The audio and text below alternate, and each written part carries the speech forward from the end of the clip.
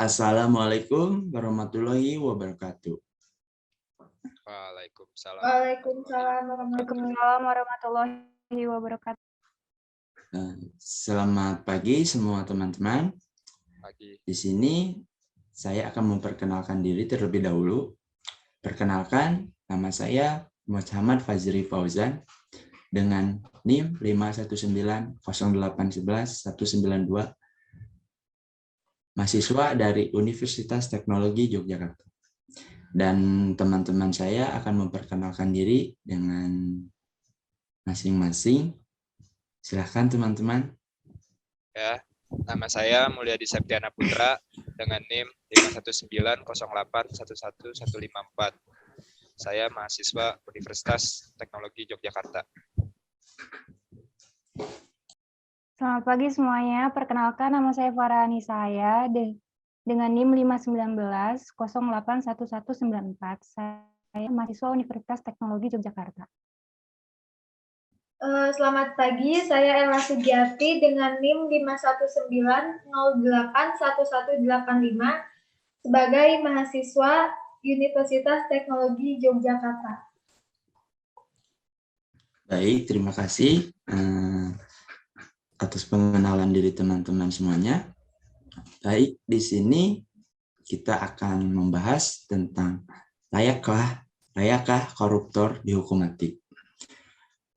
Ini sebetulnya isu lama, tapi bergema kembali dikarenakan Jaksa Agung dalam briefingnya dengan Kepala Kejaksaan Tinggi Kajari di Kalimantan menjuru seluruh jajarannya mengkaji kembali wawasan atau kemungkinan hukuman mati untuk para koruptor sesungguhnya.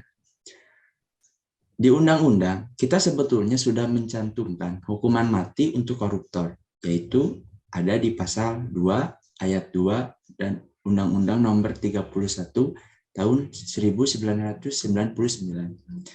Namun, dalam undang-undang itu, hukuman mati baru bisa dijatuhkan untuk keadaan ketika korupsi itu terjadi, ketika keadaan negara dalam bahaya, atau bencana alam, atau juga dalam krisis moneter dan ekonomi. Itu pun hukuman mati terhadap koruptor yang merugikan keuangan negara bisa dijatuhkan. Maka kita coba diskusikan juga di sini bersama teman-teman semuanya. Baik, pertama di sini kita akan mendengarkan pendapat dari teman saya, Saudara Ella. Bagaimana pendapat Ella tentang tema pembicaraan kita sekarang ini? Terima kasih sebelumnya. Menurut pendapat saya, untuk hukuman mati tetap layak untuk ditetapkan ya di negara kita, di dalam sistem korupsi khususnya. Nah, saya ambil contoh kasus pas kemarin, kan kita COVID nih, terus ada bansos dari pemerintah, itu bantuan sosial kan. Kita itu udah diperingatkan buat jangan korupsi bansos, kan banyak tuh yang korupsi bansos, khususnya oleh oknum-oknum pemerintah kayak gitu kan. Nah, tetapi yang korupsi tetap korupsi, tetapi hukuman pada kenyataannya itu nggak ada kan, apalagi hukuman mati. Malah untuk tuntutan sendiri itu maksimal tuntutan itu 11 tahun kan.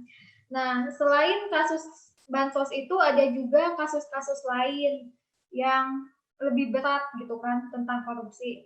Yang kita nggak tahu nih kasus ini tuh nggak jelas mau kemana gitu, atau perkembangannya kita nggak tahu arahnya kemana gitu kan.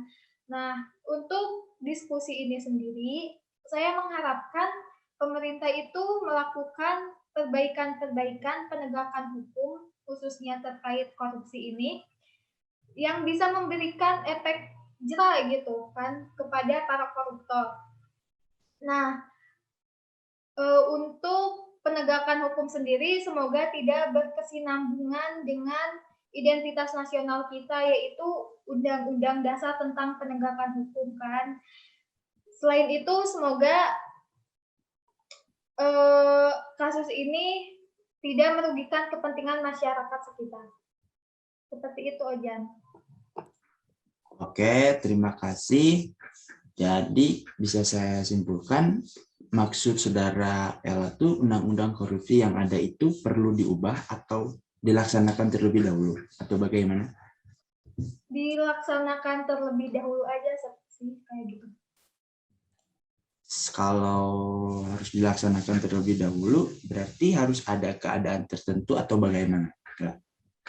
Nah, kan sesuai ideologi Pancasila kita kan tercantum nih bunyi bahwasannya keadilan sosial bagi seluruh rakyat Indonesia, di mana para koruptor seharusnya itu menjalani hukuman mati yang seadil-adilnya kan. Dan jika diperlukan hukuman mati tersebut, ya sudah dilaksanakan aja gitu terlebih dahulu. Tapi untuk tadi pasalnya atau undang-undangnya nggak perlu dirubah, karena malah kalau dirubah itu yang ada pasal-pasal tersebut malah hilang. Oke. Baik, kalau begitu terima kasih atas pendapatnya Ella. Selanjutnya saya ingin tahu pendapat dari saudara Farah bagaimana? Baik, terima kasih sebelumnya kepada moderator yang telah mempersilahkan saya untuk mengutarakan pendapat saya ya. Kalau menurut saya, hukum mati stop dulu, karena kita ini harus melihat masih banyak beberapa, kalau kita mau bilang ada justice kolaborator juga kan ya. Menurut saya para koruptor ini juga mempunyai hak atas perlindungan kejahatannya. Meski di sini saya tidak membenarkan apa yang telah mereka lakukan. Jadi sekali lagi, kompleksitas penerapan hukum mati itu masih banyak yang harus kita jabarkan dahulu satu persatu. Lalu habis itu kita membuat detail-detail kejahatan seperti apa sih yang harus dieksekusi mati. Hal ini tuh bisa nggak sih membuat konstitusi negara kita yang menyangkut pasal-pasal juga tertata juga kan. Jadi dalam sementara ini sistem hukum mati menurut saya seperti itu. Itu pendapat dari saya. Oke, baik. Terima kasih atas pendapatnya dari saudara Farah. Dan untuk yang terakhir, saya ingin tahu pendapat dari teman saya, Mulyadi. Apa kita mesti berdasarkan undang-undang sebelumnya atau harus ada pengubahan di undang-undang? Bagaimana menurut pendapat Mulyadi? Baik, ya terima kasih Fauzan. Menurut saya, daripada untuk berubah undang-undang KPK, mending undang-undang Tipikor ini yang dibenerin nih. Gitu loh maksud saya. Ini kan belum jelas gitu. Masih banyak yang belum diperjelas. Sebelumnya definisi bencana itu masih ribut ya kan? Dijelasin dulu tuh satu-satu. Dan segera aja nih dibenahinnya. Kita kan negara demokrasi nih. Kalau kita hanya fokus pada tujuan perubahan undang-undang atau tujuan tertentu, nanti kan banyak yang bermunculan problem yang pasti akan merugikan masyarakat. Segitu saya, sekian dari saya. Oke, terima kasih pendapat dari saudara Mulyadi, dan saya ucapkan kembali terima kasih untuk teman-teman saya atas pendapatnya dalam tema hari ini, yaitu tentang layakkah koruptor dihukum mati. Sebelum mengakhiri video kelompok kita, ada yang mau disampaikan oleh teman-teman semua? Mungkin dari saudara Farah, atau mungkin dari saudara Mulyadi, atau mungkin dari saudara Ella. Silakan. Baik, moderator, saya ingin menambahkan ya. Dari rangkuman semuanya ini, rupanya sulit juga ya yang dikatakan oleh teman-teman kita ini tentang hukum mati ya. Baik, semuanya hukum mati menurut saya itu bukan sekedar mengeksekusi di meja eksekusi tiap nyawa individu ya. Selain itu, apakah hukum mati ini sesuai dengan sistem hukum nasional kita, di mana hukum nasional kita ini berwawasan nasional yang bisa menyangkut beberapa sistem yang berjalan, di mana sistem ini bukan yang berlandaskan Pancasila atau Undang-Undang Dasar Negara. Jadi menurut saya seperti itu. Interupsi untuk Bapak Fauzan, izin berbicara untuk menambahkan. Silakan, saudara Mul. Ibu Farah. Tak hanya itu, biasanya juga memperbarui hukum baru itu bisa menggoyahkan ketahanan negara juga, khususnya internal, karena bersangkutan dengan penegakan hukum ini sendiri. yang bisa memunculkan ketegangan warga negara.